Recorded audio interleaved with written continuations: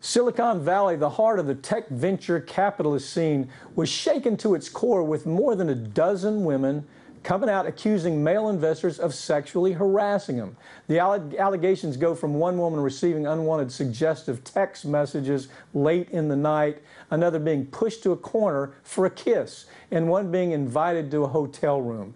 The women were seeking funding, pure and simple. They were seeking funding from the investors, hoping to launch their own tech businesses, and as a result, two top venture capitalist investors had to resign. Joining me now to talk about this is Elizabeth Yin, a successful entrepreneur herself and a former partner at 500 startups. The most recent developments with this case in Silicon Valley is the announcement by a California state senator who plans to introduce a bill, SB 224. Can you talk about that, Ms. Yin? What's your take on SB 224? Sure. So admittedly, I have not read this bill. I don't know the details. But, you know, I think just in general, on one hand, I do applaud that people are taking this issue very seriously and are looking to find ways to stop bad behavior between investors and entrepreneurs.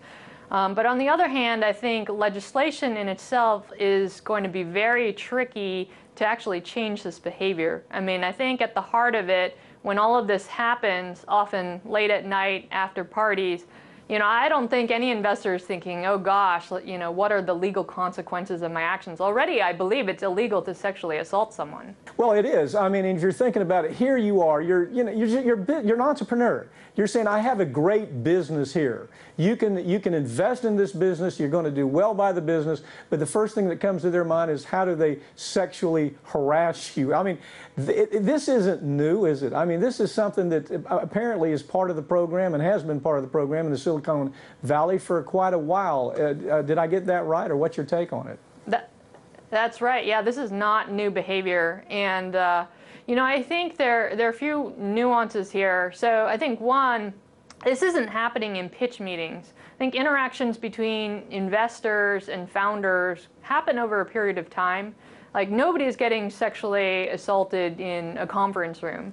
But, you know, people go to parties together, and this is where a lot of investors have crossed the line thinking that it's appropriate, when actually it's not, because there is this professional context and there is this asymmetry of power, and that's really the key thing here.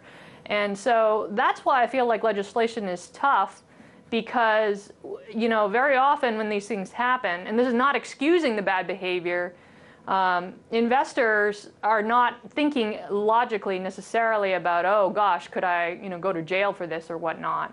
So I think actually what needs to happen is a way to call out the bad behavior, so that investors are afraid of, you know, just even being reminded of this asymmetry of power and seeing consequences from their own peers. What about this? You've got somebody who comes forward with a great business idea, and the industry says, well, you know, somebody in the industry makes a determination, well, it's more important for me to sexually harass or sexually abuse this potential business entity, of the people coming forward of that entity. It's more important for me to do that than look at this long term and end up losing money. I mean, you know, you lose business opportunities when you adopt to this reptilian mind that the idea of sex is more important than the idea of long-term profits for the company that you're supposed to be investing with. I mean, doesn't the system take care of itself, and once it's exposed, like we talked about here, two of these folks lost their job. They lost and probably affected their future somewhat in that business. Don't you just have to call them out, make a big issue out of it, and humiliate them that way? Yes, absolutely. And that's what I think needs to happen. And so that's sort of a nuance between legislation and having investor peers call out this bad behavior. I mean, the reason we're starting to see things change is that people got caught and their stories went to the media. And I think that actually is what, you know, puts everybody on a grounded playing field, and it's like, okay, like, it's not okay to do this. And there are consequences in the public eye. And I think that is what needs to happen more. So I actually think that a good strategy might... Go ahead. You need to put that big SH on their back, sexual harasser. that actually interferes with their job security going forward. It interferes with their ability to pull off the deals that have to be made. Yes, it does. And I think that needs to happen more because we are just scratching the surface on this. Yeah. Elaine Lee is an investor who says the amount of women who make up the percentage of partners at venture capitalist firms is 5%. That seems a little low. She mentions doubling that to 10%. That would even seem low to me. Why do you think it's so low in the first place, and how could we help double those numbers going forward? Yeah, so those numbers are quite low, and I think it really stems from a couple of things. I think, one, traditionally, in order to get into venture capital, you needed to have a certain type of background. In many cases, it was not only going to certain schools, Ivy League schools or whatnot, but it also meant that you needed a particular type of experience. Maybe you came from consulting, maybe you came from a successful startup exit, but in any of those paths, actually, traditionally, all of those fields in technology and startups and even consulting have been dominated by men. And so if that's where you're pulling from, then those numbers are going to be low. This is changing. I'm seeing a number of women getting into venture capital. Number one, just because the ratios in those other industries that are peripheral to VC, that ratio is also changing. But I'm also seeing a number of women just starting their own VC firms as well.